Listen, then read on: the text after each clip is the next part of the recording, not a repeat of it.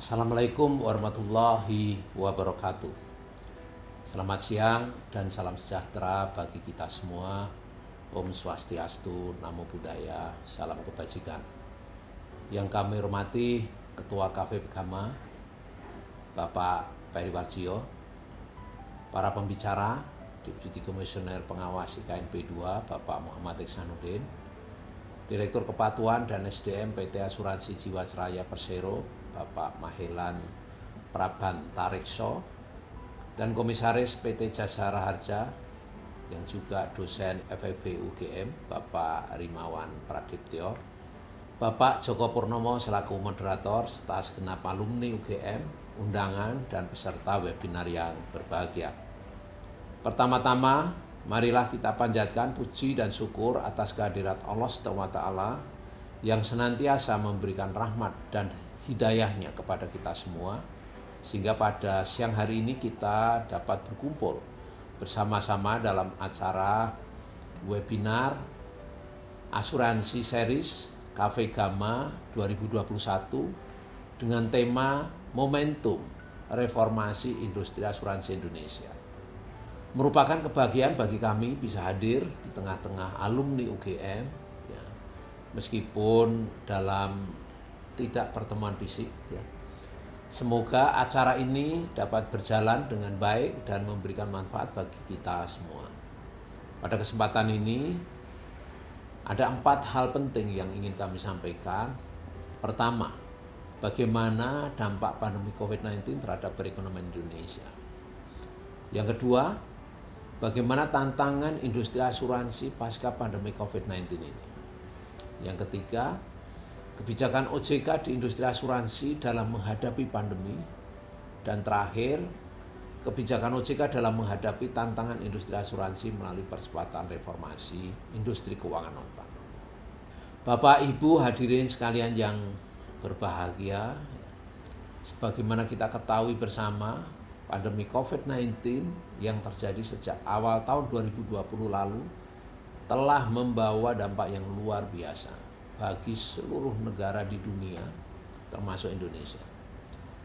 Data per tanggal 11 April 2021 lalu, total pasien terkonfirmasi di Indonesia mencapai 1,57 juta orang dengan tingkat kematian sebesar 2,7%. Ini lebih tinggi dibandingkan fatality rate global sebesar 2,14. Namun, saat ini kasus baru di Indonesia menunjukkan kecenderungan yang menurun, bahkan melandai dengan adanya kebijakan pemerintah terkait dengan pembatasan mobilitas masyarakat dan dilakukannya vaksin massal di berbagai elemen masyarakat.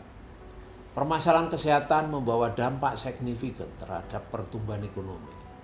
Produk domestik bruto kita atau PDB terkontraksi sebesar 2,07 secara YoY di tahun 2020 lalu. Dengan kebijakan sinergis yang terkoordinasi dengan baik, serta spirit akomodatif oleh pemerintah, Otoritas Jasa Keuangan dan Bank Indonesia, serta pemangku kepentingan lainnya, telah mampu mendorong pertumbuhan ekonomi menjadi lebih baik di Q4 2020, yaitu minus sebesar 2,19 secara YoY. Dibandingkan Q2 2020 dan Q3 2020 masing-masing terkontraksi cukup dalam, yaitu sebesar 5,3% dan 3,49% secara YoY. Melemahnya perekonomian domestik memberikan tekanan pada kinerja sektor jasa keuangan, tak terkecuali juga industri asuransi. Di pasar modal, IHSG pernah mencapai titik terendah pada level 3.937,6, tanggalnya 24 Maret 2020. Namun seiring dengan meningkatnya kepercayaan pelaku di pasar, ya setelah dikeluarkannya serangkaian kebijakan yang tadi kami sampaikan sangat akomodatif serta forward looking, maka Bursa Efek Indonesia telah menunjukkan perbaikan. di mana pada tanggal 9 April lalu IHSG ditutup pada level di atas 6.000. Angka persisnya 6.070,21 atau naik 1,52% year to date. Namun demikian bursa kita di tahun 2021 ini pernah menyentuh pada level 6.300 itu di awal-awal tahun, ya sekitar bulan Januari Februari. Di sektor perbankan, pertumbuhan kredit pada Februari 2021 masih mengalami kontraksi sebesar 2,15% secara year-over-year. Meskipun selama bulan Februari 2021 telah berhasil tumbuh sebesar 0,41% secara mantuman. Melambatnya pertumbuhan kredit dipengaruhi oleh penyaluran kredit pada segmen korporasi yang menurun sebesar 3,75% secara year-over-year dibandingkan tahun sebelumnya. Namun demikian, industri perbankan dinilai masih stabil dengan kondisi likuiditas yang kuat dan tingkat permodalan yang memadai. Di industri jasa keuangan non-bank juga terdampak cukup signifikan pada tahun 2020 lalu. Namun memasuki di 2021 ini kinerja IKNB mulai menunjukkan perbaikan. Risiko perusahaan pembiayaan masih dalam level terjaga dengan non-performing loan membaik menjadi 3,93% pada Februari 2021 dari sebelumnya sebesar 4,01% pada Desember 2020. Untuk asuransi komersial per Februari 2021 memiliki pertumbuhan aset yang positif sebesar 5,26% secara year-over-year. Bapak Ibu hadirin sekalian yang saya hormati, dalam kondisi tekanan akibat pandemi ini, industri asuransi dihadapkan pada beberapa tantangan yang perlu segera diatasi.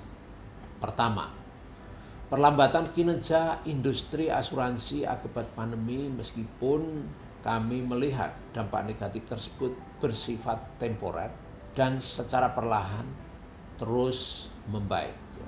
Kita sadari bahwa pendapatan premi asuransi komersial di tahun 2020 turun signifikan sehingga mencapai hanya sebesar 11,48 triliun atau turun sebesar 3,99% secara year-over-year. Namun masih mampu mencatatkan pertumbuhan positif di Februari 2021 hingga 6,67 triliun atau sebesar 14,3% year-over-year. Hal ini akan menjadi tantangan sekaligus peluang bagi kita semua dalam menjaga momentum pertumbuhan yang baik tersebut. Rasio kecukupan investasi atau RKI masih berada di atas threshold 100%. Meskipun RKI asuransi jiwa di Februari 2021 mengalami penurunan 7,6% secara year-over-year dan berada di posisi 107,02%. Sedangkan RKI asuransi umum per Februari 2021 sebesar 204,17% atau naik 20,6% secara year-over-year. Sementara itu rasio solvabilitas perusahaan asuransi juga masih sangat baik, di mana RBC asuransi jiwa dan asuransi umum tetap terjaga di atas threshold sebesar masing-masing 537,14% dan 352,21%. Kedua, keterbatasan permodalan dan infrastruktur, terutama terkait dengan pemanfaat teknologi informasi dan kapasitas SDM. OJK selaku regulator di IKNB senantiasa mendorong industri asuransi untuk terus memperkuat basis permodalan dan sumber pendanaan guna meningkatkan daya saing perusahaan untuk juga beradaptasi dengan perubahan ekosistem jasa keuangan, terutama dalam mengoptimalkan penggunaan teknologi informasi dan peningkatan kapasitas dan kapabilitas human resource agar dapat kembali berkinerja baik di masa pemulihan ekonomi saat ini. Yang ketiga, diperlukan pengawasan industri asuransi untuk menjaga kepercayaan masyarakat atas adanya isu-isu yang timbul di asuransi, salah satunya adalah penyaluran investasi dana melalui berbagai produk asuransi. Dalam penguatan pengawasan industri asuransi, tadi sudah kami sampaikan, pengawasan harus diubah untuk mendasarkan kepada berbagai kaidah risk management, governance, dan juga munculnya produk-produk teknologi terbaru. Sehingga cara pengawasan kita, data-data yang kita ambil, dan juga bagaimana kita melakukan surveillance berbagai lingkungan perusahaan asuransi ini sangat penting untuk bisa memprediksi resiko apa yang ke depan yang mungkin timbul meskipun belum bisa tercermin dalam operasi maupun kegiatan di perusahaan asuransi. Pada dasarnya pengawasan kita harus preemptif dan forward looking untuk melihat berbagai risiko yang mungkin timbul karena perubahan lingkungan ini. Keempat, pentingnya peningkatan kesadaran dan pengetahuan masyarakat terhadap manfaat dan pentingnya asuransi, serta bisa memilih produk yang sesuai dengan profil masing-masing calon pengguna produk, agar tidak terjebak kepada berbagai produk yang berisiko tinggi dan juga sulit dipahami oleh pengguna. Untuk itu dalam kesempatan ini kami pilihlah produk yang sesuai dengan kebutuhan. Survei Nasional Inklusi Keuangan Indonesia menunjukkan bahwa literasi dan inklusi masyarakat terhadap asuransi masih sangat rendah, yaitu masing-masing sebesar 19,40% dan 13,15%. Sehingga masih perlu banyak dilakukan edukasi, literasi, diseminasi secara serentak dan sistematis dan juga berkelanjutan, serta fokus kepada bagaimana produk-produk ini bisa dipahami oleh seluruh lapisan masyarakat. Bapak Ibu hadirin sekalian yang kami hormati, untuk mengantisipasi dampak pandemi COVID-19, kami juga telah mengambil langkah-langkah kebijakan proaktif dan countercyclical dan untuk kalangan perusahaan asuransi, termasuk perusahaan jasa yang menunjang perusahaan asuransi. Kebijakan tersebut mencakup: pertama, relaksasi batas waktu dan pemanfaatan teknologi dalam penyampaian laporan berkala. Yang kedua, penggunaan teknologi untuk proses fit and proper test ini lebih banyak mempercepat komunikasi dan juga pengumpulan informasi dari calon maupun informasi-informasi lainnya. Yang ketiga, kita merelaksasi perhitungan tingkat solvabilitas. Yang keempat, pemanfaatan teknologi dalam pemasaran produk asuransi yang dikaitkan dengan investasi. Yang kelima, relaksasi ketentuan permodalan bagi perusahaan pialang asuransi dan reasuransi. Selain itu, untuk meningkatkan kehandalan industri asuransi dalam menjawab berbagai tantangan yang ada, pada tahun 2021 ini kami telah mengagendakan program percepatan reformasi IKNB termasuk industri asuransi, yaitu pertama, pengembangan dan pengaturan IKNB yang diantaranya mencakup penyusunan pengaturan kesehatan keuangan asuransi dan reasuransi, pengaturan status pengawasan dan exit policy, serta penyusunan peraturan mengenai good corporate governance bagi perusahaan lembaga keuangan non-bank. Kedua, penguatan pengawasan yang merupakan salah satu inisiatif strategis OJK juga berfokus kepada menyusun pedoman risk-based supervision dan implementasi dari risk-based supervision sejalan dengan ketentuan-ketentuan yang kita keluarkan berdasarkan ketentuan risk management bagi perusahaan IKNB. Berikutnya kami juga melakukan enforcement, tindak lanjut dan instrumen lain ya, yang kita gunakan dalam pendekatan pengawasan kita.